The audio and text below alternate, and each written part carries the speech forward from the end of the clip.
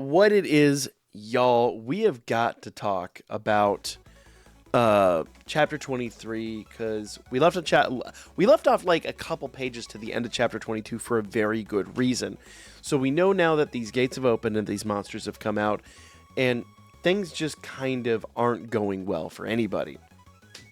And the one thing I wanted to kind of prevent, I wanted to hold off for this episode, because Rosti comes out here and he's just straight up like, Will, you take on the ones with weapons, and then unleashes his own magic. Now, I think this is honestly the first time we've seen Rosti actually use magic. Rosti is like crafted magic items and things like that. But this is, I think, the first time we've seen Rosti actually use magic. And I think that's for a very good reason. I would imagine when this happens in the anime, it's probably going to be a large reveal. But nevertheless, Rosti just kind of is like, all right, cool. There we go. We can take care of the ones that are unarmed. You've got to deal with the armed ones. And Will just like goes in like it's just natural. Just, fight for fight, just bam. And this has got to go down.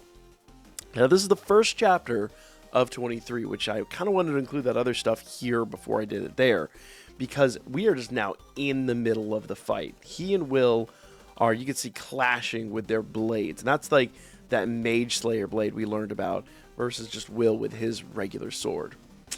And Iris over here is like, Will is a warrior.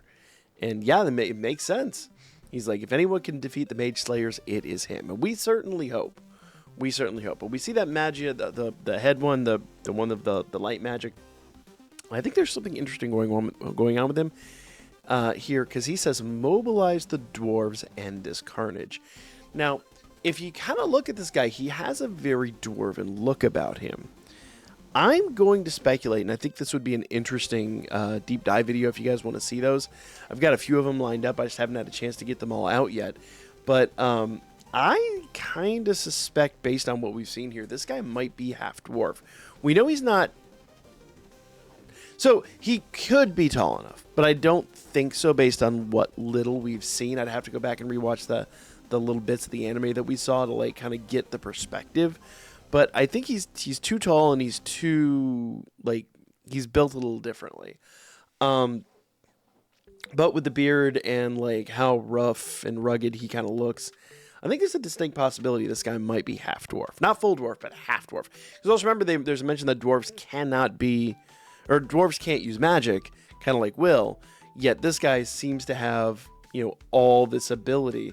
So it's not out of the realm of of mental thinking to think that he could actually be half dwarf. But of course, Iris sends out the those little Quidditch deals, and she's like, you know what, I lift all bans on dwarven combat, which is an interesting thought too. Think about this: the dwarves are not free people. It's mentioned that they come here, they live here, whatever, but this is the first time I think we've heard mention that their combat, that their abilities and everything are distinctly limited. So there is a literal ban on dwarven combat around town, which is crazy to think about. Like, these people have come here, they live here, but they are under heavy jurisdiction and restriction. Like, that is a wild thought. But it's their reality here.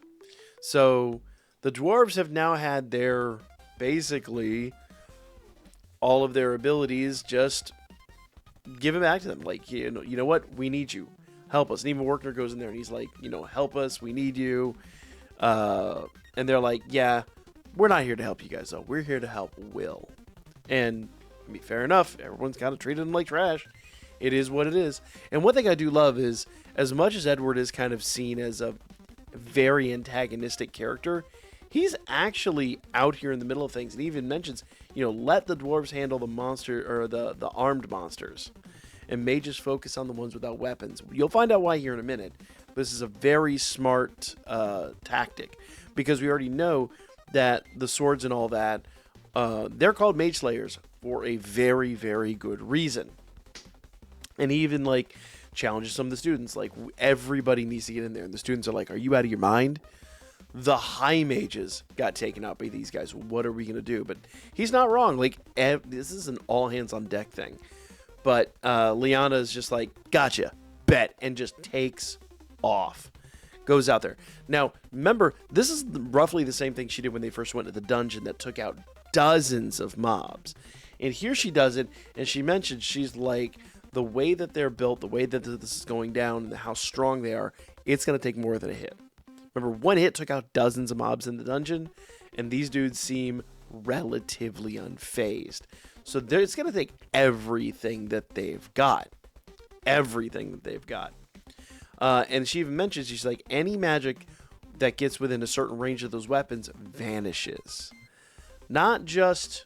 kind of like Will's blade. Remember when we saw Will fighting with Edward, his blade actually seemed to absorb the magic, and theirs kind of does something similar. It just kind of nullifies it, it seems. Or it's even brought up, so are they neutralizing it or are they actually absorbing it? It's really hard to tell. Now with Will's, I did speculate when we saw it in the episode that his is actually kind of reflecting it based on how we saw it work. But, you know, it's really, really, really hard to tell. So there's, you know, this is a big question mark. Everybody's contemplating, how is this going to work? How is this going to go down? And Liana's like, Colette, can you do me a solid? Pun very intended. So we get back to Wignall, and he's like, they can even nullify my illusion magic. And Sion, or let's see, it's hard to tell if that's Sion or if that's Julius. I think it's Julius. And he's just like, actually, that is Julius. I can tell by the hair now. But he's like, I don't know if we're going to basically last until the dwarves get here. And Sion's like, you know, whenever they stamp out a spell, they slow down for a second. So we know now this is not an indefinite thing. That they do have a limited amount that they can nullify. So they get hit with a spell, they basically take a moment, they recoil for a moment, and they have to kind of like rebuild. So the funny part is we see the three of them just unloading on a whole bunch of these mobs. Now, in the dungeon, the evil Grand Duke that they fought, they all unleashed everything they had, and it didn't phase him. So these guys must either be weaker or somehow they figured out, you know, a better way. But I get the feeling when this is animated, you're going to see dozens of people here with like maybe 5 or 6 mobs, just because I think that canonically that makes a little bit more sense. Then things really go off the rails. They're like, now the monsters are forced to use the armored ones as shields. So the monsters with weapons are using those the monsters with weapons are being used as living shields, more or less. And he's like, Colette, now. And she's like, I'm so sorry. And she's unleashes this magic attack that knocks over this giant statue and squishes a whole bunch of them. Like, just flat as pancakes. And so this is a really interesting note here, because they've already determined like magic does not work on them as much. But they did mention that Will, when he attacked them, or not to mention that, but in the manga and in the anime, when Will attacked him, his physical attacks were very successful.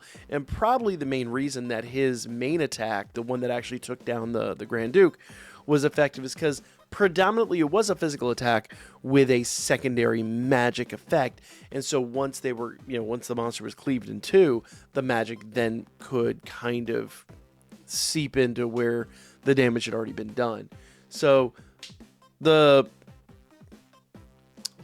sculpture falls over and just squishes a bunch of them. And that makes total sense. Like, they're having to be resourceful and use everything around them. And I think it's Julius here is like, you knocked down a statue of a former Magia. That is not good.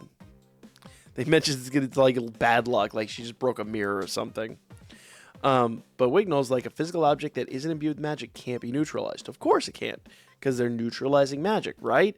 So that's how they're going to have to defeat them. They've got to use physical attacks. And it's notable that Colette, because she has that kind of earth and magic, that when she does her attack, essentially she's not attacking the monster directly. She's attacking the formation around the base of the sculpture, and then knocking the sculpture over. So you're not using the magic directly, but you're using the magic in a way to affect it. And even then, Leon is like, use rocks, use dirt, use anything. Essentially, don't use the magic to attack him. Use magic as the secondary effect of that attack. And old girl appears just like, rooting them on. She's like, you guys are actually doing really awesome for, like newcomers. And even the dwarves are coming in. They're like, this is the Magic Evander's home. We're not about to let it fall. And everybody's rushing in. And then we finally get our main antagonists here. And this is really important. So Old Boy's like, this is all because those idiots making the Sleem went and got themselves found during the expedition. So this means that essentially the Sleem is the weapon that they're using. And that means that we now know the weapon's name and all that, and they were interrupted during production of it. So that means every single monster was intended to have this weapon. Every single monster was intended to be outfitted with one of these for the attack. And Headless is like, now they're bringing in the dwarves to get some of the mages themselves are pretty fast. Yeah, so pretty much like they're adapting. And he just laments. He's like, can you imagine how this would wound up if every single mob had been armed, and they hadn't had the heads up of one of those Sleems, the mage killers, to actually study for this battle. So, and he's got a valid point. Like, they didn't have a lot of time to study, but they had enough time to study that they were able essentially to come to a conclusion and come to a way to rectify this. But then, as Will is approaching, and as Will is like, getting ready to close in on battle, Headless is like, but we've got one more surprise. And directly behind Will, a gate opens, right? Will just cleave that monster in two, and then a gate is opening. And out pops what looks like one of the, I'm guessing, boss? We find out next chapter what he actually is, but some of you already know. But nevertheless, this dude pops out, and he focuses on Will, and just immediately unloads on him. Just uppercuts him. And Will goes flying through these buildings and lands in a heap. And I want to emphasize, he didn't just go flying into one building. He went flying clean through two buildings and landed in a heap on like the third floor. That's a hell of a hit. And Will is laying there. I mean, he is roughed up. Will has been absolutely just torn asunder. This dude is hurting, y'all. And that is where we leave off on chapter 23. We will pick up on Wednesday with chapter 24. And trust me, that is not one you want to miss. There's a lot of questions here that get answered there, and it is going to be a blast. So hope to see you there. If you guys haven't subscribed, make sure you do so. And make sure you guys hit that like button, and I'll be back with more coming up real soon.